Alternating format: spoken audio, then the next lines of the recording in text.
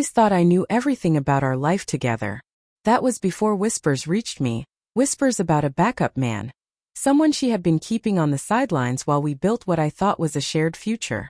My wife, Vanessa, had always been magnetic, her laughter filling rooms, her charm disarming anyone around her.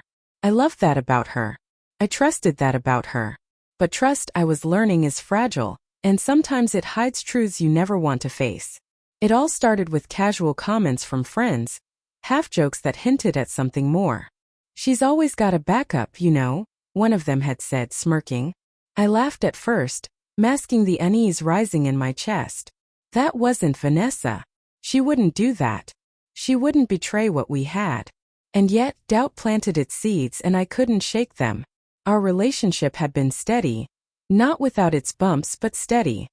Daniel worked long hours as a project manager, keeping schedules, clients, and deadlines in line.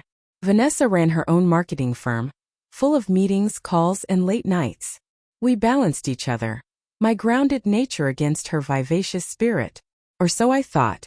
The first Betrayal warning came one evening when I returned home earlier than expected. I found a text on her phone that wasn't meant for me.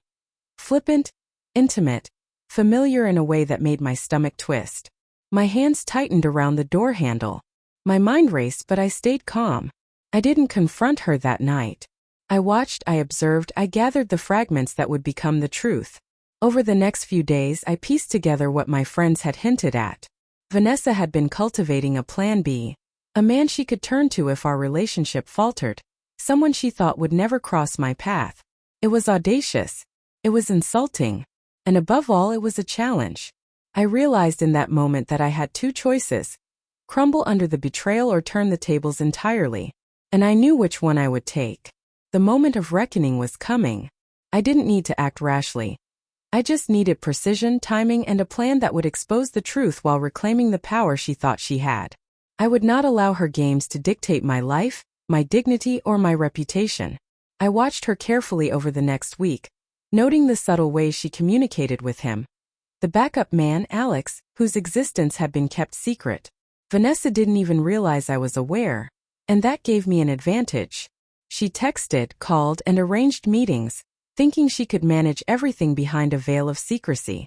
But I wasn't angry in the chaotic sense. I was calculating. I knew that if I stayed composed, I could turn the situation to my favor. Then came the weekend she had planned to meet him at a bar downtown. Vanessa expected it to be private, clandestine, the kind of meeting that would go unnoticed. But I had already made arrangements. I wasn't going to catch them red-handed in the typical sense. I was going to flip the narrative so completely that the world would see exactly what she had been hiding. I texted Alex anonymously at first, letting him know I knew about his involvement. His reaction was priceless: confusion, nervousness, a faint fear.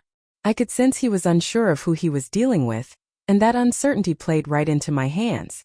Vanessa had built her safety net, her backup plan, her so-called insurance against heartbreak, and I was about to expose it in the most public way possible. The night arrived. Vanessa walked into the bar with her usual confidence, expecting secrecy and discretion. Instead, she was greeted by the full awareness of the people around her. Colleagues, mutual friends, even strangers who now understood what was happening. Alex, caught off guard and flustered, realized too late that the dynamic had shifted entirely. What had been a plan for clandestine pleasure became a spectacle of embarrassment. I didn't need to shout. I didn't need to confront them directly. I let the evidence, messages, calls, and subtle revelations do the work. The whispers began. Eyes turned. Smiles froze. Vanessa's confident mask started to crack. I stayed in the shadows watching the drama unfold, knowing every glance, every reaction was mine to orchestrate. By the end of the evening, I had accomplished what I had set out to do: expose the betrayal, reclaim the narrative, and turn her backup man into the main event, not in intimacy but in accountability. The power had shifted, and I felt a clarity I hadn't experienced in weeks. Betrayal had a way of sharpening focus, of revealing the weaknesses in others' schemes. And tonight I was in complete control. The aftermath was surreal. Vanessa's usual confidence was replaced with disbelief, shame, and a flicker of regret she couldn't hide. Everyone around her now knew the truth, and she couldn't mask it behind charm or excuses. Alex, the man she had kept in reserve, looked at her with confusion and unease. The safety net she had relied on had dissolved, leaving her exposed. And me? I felt a sense of calm I hadn't known for months, the kind that comes from reclaiming control over a life that had been quietly manipulated. I didn't gloat. I didn't revel in her humiliation. My satisfaction came from justice, the justice of clarity, of consequences delivered with precision. Betrayal is heavy, but it is also a mirror. Vanessa had shown me exactly who she was, and I had reflected it back, letting the world see without a single word of rage from me. The balance had been restored, not through anger, but through awareness and action. Later that evening, when the bar emptied and the city lights flickered outside, I sat alone, reflecting on everything that had happened. Our marriage, once a shared sanctuary, had become a stage for deception. The woman I had loved had built a backup plan, a secret that I would have never tolerated if I had known. And yet I realized that betrayal, as painful as it is, can also be liberating. It strips away illusions, forcing clarity and forcing choice. I chose myself, my dignity, and my peace. I returned home, walking through rooms that once held laughter and quiet intimacy. The emptiness was profound, but it was also freeing. Each step reminded me that I no longer needed to invest energy in someone who had hidden their intentions, who had valued another above our life together.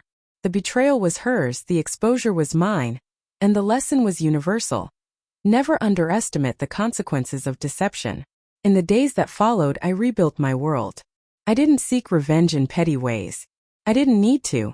Vanessa had lost more than just discretion. She had lost the trust and respect that had taken years to cultivate. And I, standing firm in my choices, discovered something far greater: resilience, clarity, and the knowledge that no one can dictate your worth but you. Betrayal can sting, but it can also illuminate. That night, as I finally closed the door behind her for good, I understood that the main event of my life was not her secrets, nor her games. It was me taking back control and finally stepping into a life that was entirely my own.